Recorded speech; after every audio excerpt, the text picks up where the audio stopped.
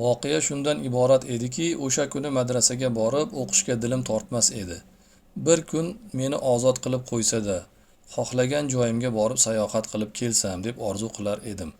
Dilim shuni istardi. Madrasaning boshlig'iga ariza yozdim.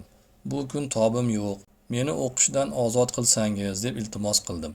Madrasaning tabibiga meni muolaja qilish uchun yubordilar. Tabib meni ko'rib, sizda hech qanday kasal yo'q. Endi sizga ruxsat beraman. Bir kun shaharni aylanib tomosha qiling dedi.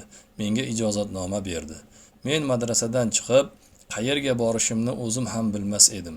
Ko'chada aylanib yurib, vokzalga bordim. Afg'oniston chegarasidan kelgan poyezd to'xtab turgan ekan. Dilimga keldiki, mamlakatimizdan hajga boruvchilardan birontasini uchratarmidim deb poyezdga chiqdim. Vagonlarni tekshirib ko'rdim. Bir vagonda 3 kishi o'tirar ekan. Ularni ko'rgan zahotim o'zbek ekanligini bildim. Otalar qayerdan keldingizlar deb so'radim. Ular meni o'zbekcha gapirishimdan hayron bo'lishdi. Chunki meni liboslarim Hindiston libosi edi. Hojilardan biri, "Sen o'zbekmisan?" deb so'radi. "O'zbekman" dedim. "Bu yerda nima qilib yuribsan?" dedi. "Men madrasada o'qiyman" deb javob berdim.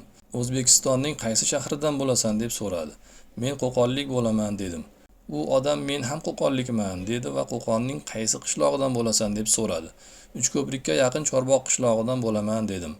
U odam yana so'radi: "Kimning o'g'lisan?" Men aytdim: "Mullo Rustam domlaning o'g'li bo'laman" dedim. Bu odam bir sayqa tortib, "Yo'qolgan o'g'limni topdim" deb menga yopishdi. Meni quchoqlab turgan holida hushidan ketdi. Men esa o'z dadamni tanimay turgan ekanman. 15 yil ilgari ko'rganimda dadamning soqollariga oq kirmagan edi. Endi esa soqollari oqarib, betob va zaif bo'lib qolgan ekanlar. Hech tanimadim.